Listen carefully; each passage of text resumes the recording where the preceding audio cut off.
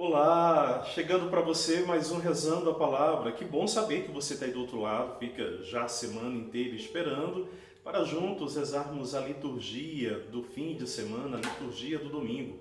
Muito obrigado por sua companhia, vem comigo, sou eu, Padre Fábio Eduardo, quem te convida para rezarmos juntos a Palavra do Senhor.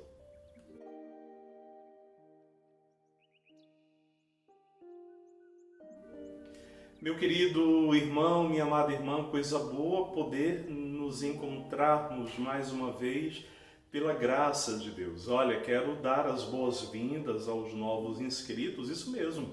Tem gente nova em nosso canal, por isso, muito obrigado por você estar aqui. E se você ainda não fez a sua inscrição, faça agora, tá vendo o vídeo?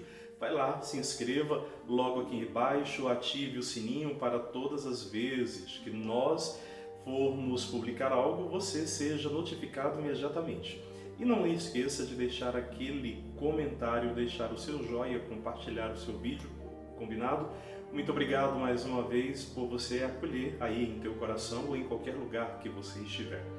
Pois bem, meu querido irmão, como eu disse, estamos no 15º domingo do tempo comum. Você sabe todos os detalhes das leituras e inclusive para você que está chegando aqui em nossa descrição com todos os detalhes que você pode rezar com tranquilidade a palavra do Senhor. Pois bem, olha só, a primeira leitura de hoje é um trecho do livro do profeta Amós. Um trecho muito curto que já houve o profeta recebendo uma ordem para que ele saia do templo, para que ele saia daquele lugar, que ele possa ir profetizar em outra direção. E Amós que então responde dizendo: não, eu não sou filho de profeta, traduzindo, eu não dependo disso, portanto permanecerei. Bom, como compreender essa leitura que talvez a gente fica se perguntando? Por que Amós insiste em ficar naquele lugar ou por que ele está sendo expulso? Ora, na ocasião que o profeta Amós é chamado por Deus, é convocado por Deus, há algo de muito particular. Após o término do reinado de Salomão, o reino é dividido em norte e sul, entre o reino de Israel e o reino de Judá. Amós mora no sul e é convocado por Deus. Inclusive o texto bíblico vai usar uma expressão lá na origem que Amós é tirado por Deus e enviado. Uma expressão muito forte para dizer da imensa ação de Deus na vida de Amós. E Amós é enviado para aquela região porque o que acontece? O rei Jeroboão, que ali havia assumido aquele reinado do norte, toma uma decisão. Cria-se um templo e ali naquele templo coloca-se inclusive bezerros de ouro e impede que o povo vá até Jerusalém fazer as suas peregrinações, fazer a sua adoração, encontrar com o Deus da vida. De forma que o grande medo do rei era que, indo a Jerusalém, o povo, entre aspas, voltasse com a cabeça feita contra ele. Porque, na verdade, o rei ali, que assumiu aquele lugar, criou um templo que não era, na verdade, para adorar o Deus verdadeiro. O reino estava completamente ligado ao templo e a religião servia, na verdade, ao rei. De forma que ali os sacerdotes e os ditos profetas falavam daquilo que agradava o rei. Ou seja, utilizou-se da religião para promover uma falsa política e manter-se no poder, oprimindo o povo.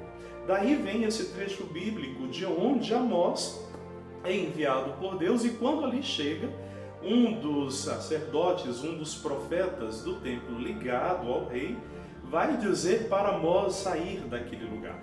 Por isso a resposta de Amós é muito interessante, porque ele diz que ele está ali como profeta, mas que ele não é filho de profeta.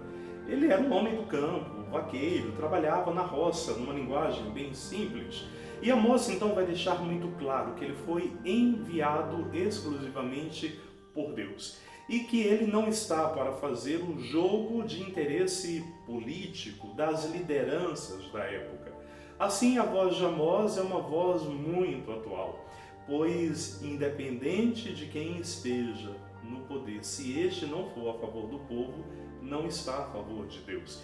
E da mesma maneira, todas as vezes que a religião se atrela a este poder corrompido, ela desvia do próprio projeto de Deus. E terceiro, cuidado com aqueles que utilizam do nome de Deus para se promoverem e serem, na verdade, opressores, né? O texto bíblico, sim, muito atual, pois nos traz completamente para o que a gente observa. Homens que se dizem governar em nome de Deus, mas que na verdade são perversos, corruptos e que estão a serviço da sua ganância, da sua imoralidade e não a serviço do Deus verdadeiro. Por isso a voz profética da igreja continua sendo tão importante, conforme inclusive a declaração da CNBB nos últimos dias, que vale a pena você ver e ler, confira, inclusive lá em minhas redes sociais.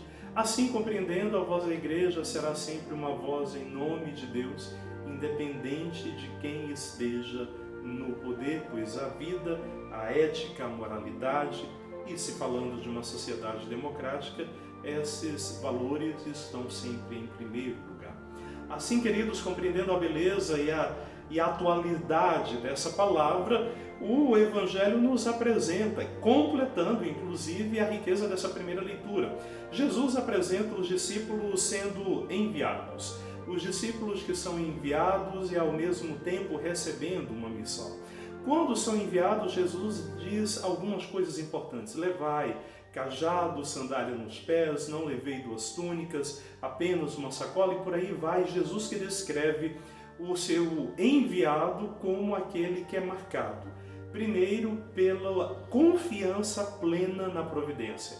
Por isso, o convite ao despojamento e à crença na providência divina.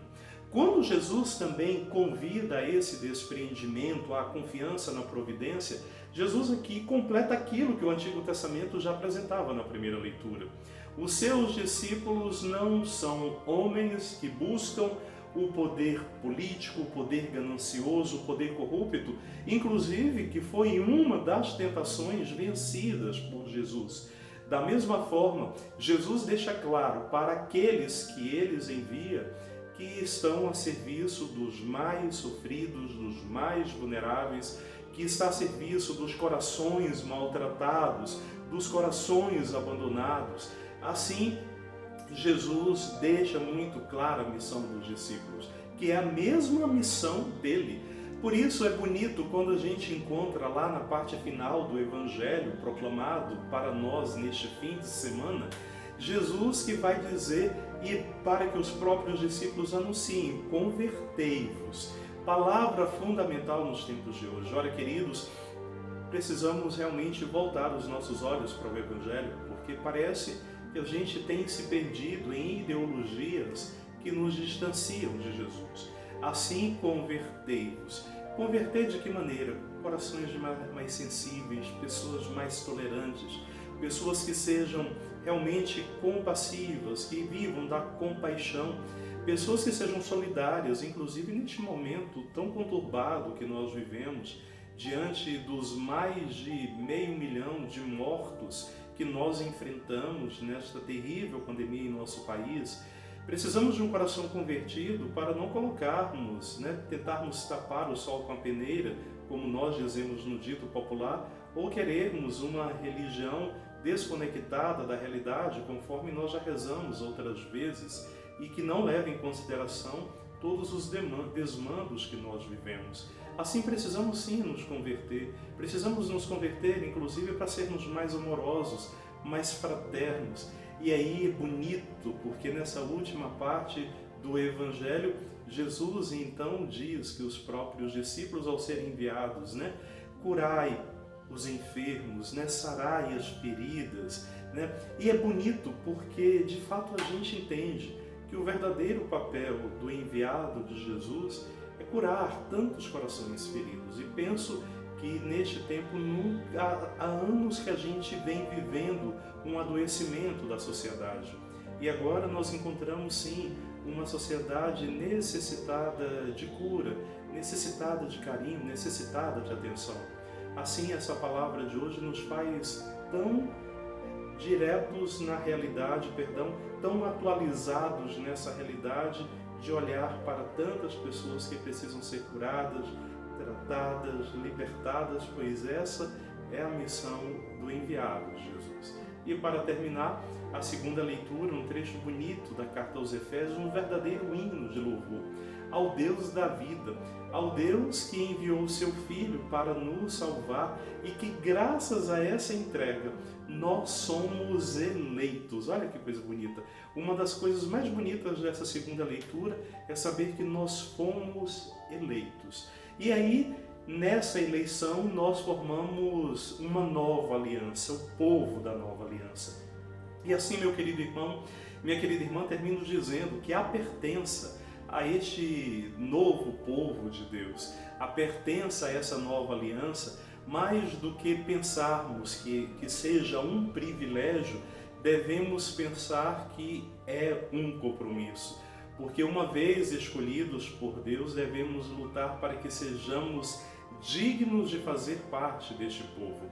E seremos dignos de fazer parte deste povo se formos anunciadores de um mundo novo, que rompe as alianças com os poderes perversos, que promovem a morte, que promovem a divisão.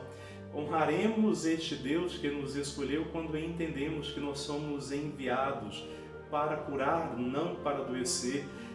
Somos enviados para unificar e não para dissipar. Somos enviados para tratar e não para aumentar as chagas. Somos enviados para denunciar, mas somos enviados também para anunciar um reino de paz e de alegria, porque nós somos um povo eleito graças ao sangue de Jesus.